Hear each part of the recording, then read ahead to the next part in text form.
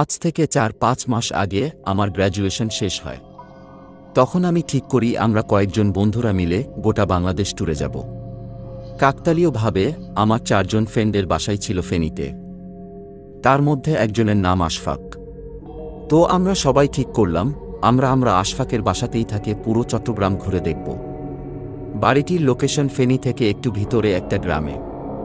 আমরা সেখানে গিয়ে দেখলাম বেশ বড় একটা পুরনো দিনের বাড়ি, বাংলো বলেও কম হবে না। আশফাকের বাবার ঢাকায় বড় ব্যবসা থেকে তার বাড়ির সবাই ঢাকাতে থাকে, তাই গ্রামের বাড়িটি ছিল পুরো ফাঁকা। আছে শুধু একজন কেয়ারটেকার। গ্রামাঞ্চলে হওয়ায় সূর্য ডোবার পরই সবকিছু রীতিমতো নিশ্চুপ হয়ে যায়। আমি আর আশফাক একদিন আগেই চলে এসেছি। সেখানে যাওয়ার পর দেখলাম আমাদের থাকার ব্যবস্থা বেশ জাঁকজমকভাবেই করা হয়েছে। আমি ফ্রেশ হওয়ার জন্য বাথরুমে ঢুকে একটা জিনিস দেখে একটু অবাক হলাম। এত আলিশান একটা বাথরুম, কিন্তু কোনো আয়না নেই। যাই হোক, ফ্রেশ হয়ে বাইরে এসে একটু ঘুরোঘুরি করে দেখলাম শুধু বাথরুম না, বরং পুরো বাসায় কোনো আয়না নেই। ব্যাপারটা একটু উদ্ভট লাগলো, এত বড় বাড়ি আর একটা আয়না থাকবে না। যাই হোক, সেটা নিয়ে আর চিন্তা না করে নিজের ব্যাগ থেকে ছোট আয়না বের করে সেটা দিয়ে কাজ সারলাম। সন্ধ্যা ৭টার সময় কেয়ারটেকার এবং তার ছেলে খাবার নিয়ে আসলেন। খেতে খেতে সবাই গল্প করছিলাম, তখনই কিচেনের দরজার কোণায় চোখ গেল আমার।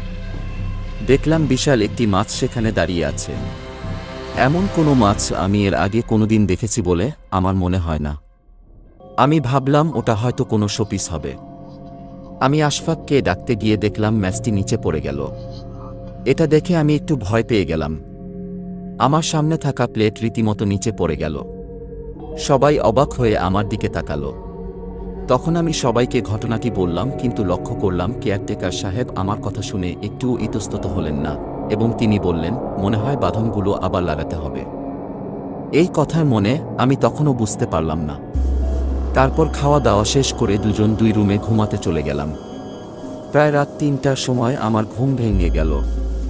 আমি লক্ষ্য করলাম আমার পুরো গা, এমনকি বিছানার অনেকটা অংশ ভেজা, যদিও ফ্যান তখন ফুল স্পিডে দেওয়া। লাইট জ্বালিয়ে ভালো করে দেখে বুঝতে পারলাম এগুলো ঘাম না, বরং গোলাপ জল। কিছু বুঝে ওঠার আগেই আমি দেখলাম খাটের নিচের থেকে বিড়ালের মতো একটা প্রাণী চলে গেল। প্রাণীটি পুরো বিড়ালও না, আবার কুকুরও না। আমি এটা দেখে ভয়ে পাশের রুমে চলে যাই, কিন্তু সেখানে কাউকে দেখতে পাই না। তাই আমি নিচে যাওয়ার জন্য দৌড়াতে থাকি এবং সেই সময়ই আমি জ্ঞান হারিয়ে ফেলি। সকালে জ্ঞান ফিরলে দেখি সবাই আমাকে ঘিরে বসে আছে। তখন আশফাক আমাকে জিজ্ঞেস করে আমার কাপড়ের ব্যাগ কোথায়। আমি একটু বিরক্ত বোধ করি, তাই কিছু বলি না। এরপর আশফাক আমাকে বলে, সত্যি করে বলো তুই কোনো আয়না এনেছিস? আমি বলি, ভাই আমার জীবন যায় আর তুই আছিস আয়না নিয়ে। তখন আশফাক বলে, শুধু তোর না, আমাদের সবারই জীবন যায়।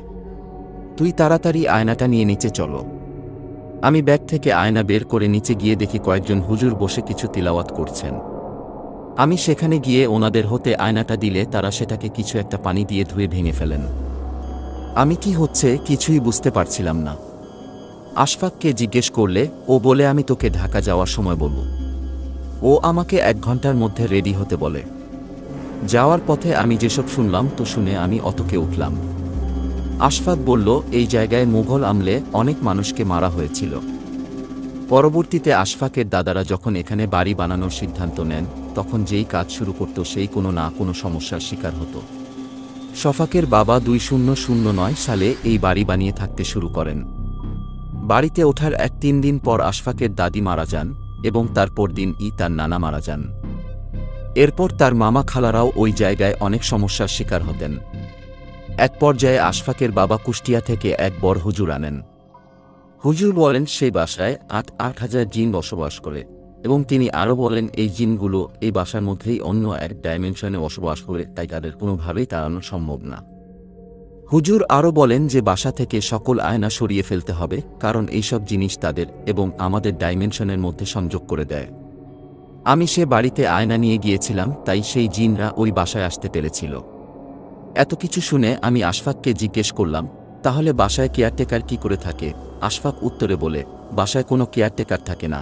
যিনি ছিলেন তিনি ১ বছর আগে সাপের কামড়ে মারা গিয়েছেন। এটাই ছিল ঘটনা। আপনারা যদি আরও ভয়ঙ্কর ঘটনা শুনতে চান তাহলে সাবস্ক্রাইব করুন।